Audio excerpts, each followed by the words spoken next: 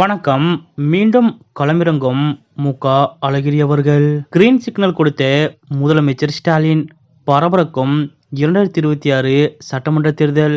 இதை பத்தின முழு விவரத்தோட இப்ப நம்ம பார்க்கலாம். தமிழக சட்டசபைக்கு அடுத்த ஆண்டு தேர்தல் நடைபெற உள்ளது. இதையொட்டி தேர்தலை எதிர்கொள்ள அனைத்து கட்சிகளும் தயாராகி வருகின்றன. இந்த தேர்தலில் திமுக தலைமையிலான கூட்டணி, அதிமுக, பாஜக தலைமையிலான கூட்டணி, சீமானின் நாம் தமிழர் கட்சி, விஜயின் தமிழக வெற்றிக் கழகம் ஆகியவற்றுக்கிடையே 4 முனை போட்டி ஏற்படும் என்று எதிர்பார்க்கப்படுகிறது. தேர்தலுக்கு இன்னும் 10 மாதங்களுக்கு மேல் இருந்தாலும் இப்போது தேர்தல் பணிகளை திமுகவும் அதிமுகவும் தொடங்கிவிட்டன. குறிப்பாக பூத் கமிட்டி ஏஜென்ட்களை தயார்படுத்தும் பணிகள் விறுவிறுப்பாக நடந்து வருகின்றன. நடிகர் விஜயும் பூத் கமிட்டி மாநாடுகளை நடத்தி தமிழக வெற்றிக் கழக தொண்டர்களை உற்சாகப்படுத்தி வருகிறார்.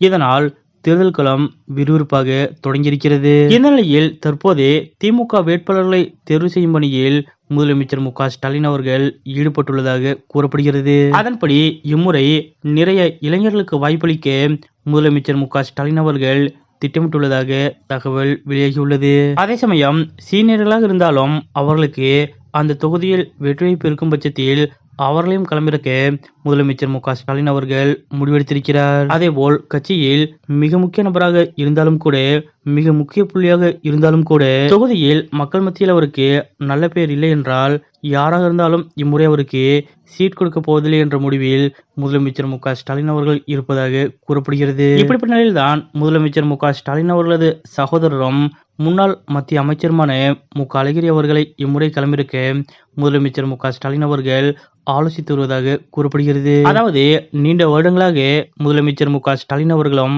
அவரது சகோதரர் மு.க. அழகிரி அவர்களும் மனக்கசப்பு காரணமாக பேசிக்கொள்ளாமல் இருந்தனர். இந்த நிலையில் அண்மையில் பழைய மனக்கசப்புகள் எல்லாம் மறந்து முதலமைச்சர் மு.க. ஸ்டாலின் அவர்களும் மு.க. அழகிரி அவர்களும் ஒருவருக்கொருவர் பேசிக்கொண்டனர். அதன்படி மீண்டும் மு.க. அழகிரி அவர்கள் திமுகவில் இணையப் போவதாகவும் அவருக்கு திமுகவில் முக்கிய பொறுப்பு கொடுக்கப்பட இருப்பதாகவும் தகவல்கள் வெளியாகின. அதே சமயம் மு.க. அழகிரி அவர்களுக்கு மீண்டும் அரசியலுக்கு வர எண்ணமில்லை என்றும் தனக்கு பதில் தன்னுடைய மகன் துரை தயாநிதியை அரசியலில் களமிறக்க மு.க. அழகிரி அவர்கள் திட்டமிட்டிருந்ததாகவும் கூறப்பட்டது. அதன்படி கடந்த நாடாளுமன்ற தேர்தலில் மதுரை தொகுதியில் மு.க. அழகிரி அவர்களது மகன் துரை தயாநிதி அவர்கள் களமிறங்க வாய்ப்பு அதிகம் என்றும் பேசப்பட்டது. இப்படிப்பட்ட சூழ்நிலையில்தான் கடந்த நாடாளுமன்ற தேர்தலுக்கு சில நாட்களுக்கு முன்னதாக துரை தயாநிதி அவர்களுக்கு திடீர் உடல்நலக்குறைவு ஏற்பட்டது. தற்போது வரையும் துரை தயாநிதி அவர்கள் சிகிச்சையில் தான் இருந்து வருகிறார்.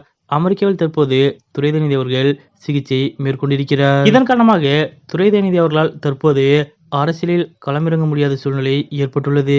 இந்த நிலையில்தான் 2026 சட்டமன்ற தேர்தலில் மீண்டும் மு.க. அழகிரி அவர்களை களமிறங்க வாய்ப்பு இருப்பதாக தகவல் வெளியாகியுள்ளது. அதாவது மதுரையை பொறுத்தவரை மு.க. அழகிரி அவர்கள் செல்வாக்கு மிக்கவர். இதனால் மீண்டும் மு.க. அழகிரி அவர்கள் திமுகவில் இணைந்து தேர்தலை சந்திக்கும் பட்சத்தில் மதுரை மாவட்டத்தில் உள்ள பெருவாரியான தொகுதிகளை திமுக மிக எளிதாக கைப்பற்றும் என்று திமுக வட்டாரங்கள் கூறுகின்றன. இதனால் மீண்டும் மு.க. அழகிரி அவர்களை கட்சிக்குள் இணைத்து 2026 சட்டமன்ற தேர்தலில் மு.க. அழகிரி அவர்களை களம் காண வைக்கலாமா என்ற ஆலோசனையில் முதலமைச்சர் மு.க. ஸ்டாலின் அவர்கள் ஈடுபட்டுள்ளதாக கூறப்படுகிறது. 2026 சட்டமன்ற தேர்தலில் திமுக சார்பில் மு.க. அழகிரி அவர்கள் களமிறங்க வாய்ப்பு இருப்பதாக கூறப்படுவது பற்றிய உங்களுடைய கருத்துக்கள் என்ன அப்படிங்கறத மறக்காம கமெண்ட்ல குறிப்பிடுங்க.